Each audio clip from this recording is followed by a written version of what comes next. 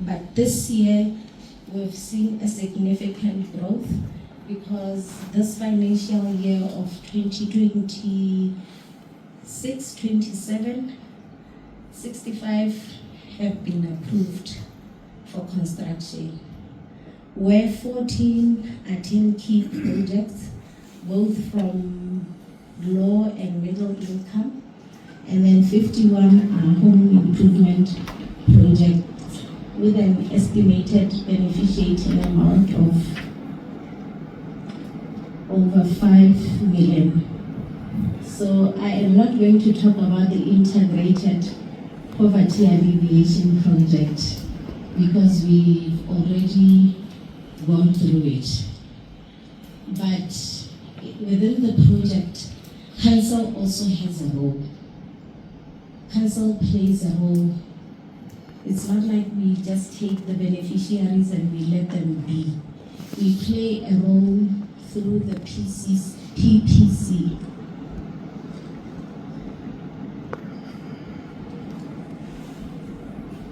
Provide transportation for the project. Basically, we do everything for the project. It's just that we want to see the beneficiaries having houses in the end. In Tlokweng, we do not have an integrated poverty alleviation project yet. We have recently started on the implementation framework, and we would love to have one, a hybrid one, where we do not only produce bricks but other related mortar products like interlocking pavers, pillars, and so forth. Growing waiting lists, loan recovery challenges, where you can see that we do not assess affordability. We just want people to be able to access the program. So we have taken our access amounts very low, and we are saying a minimum of 260 something.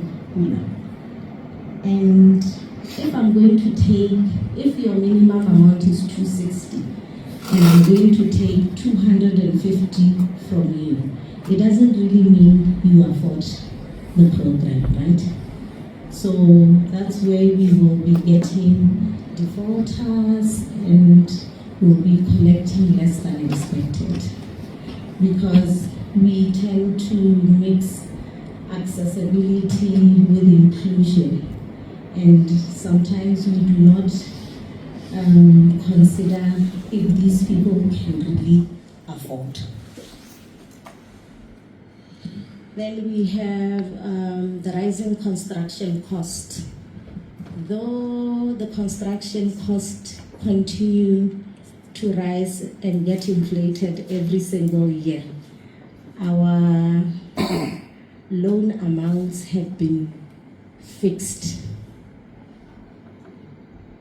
So it means the government is using more money to construct than the actual money they are getting in return in repayments.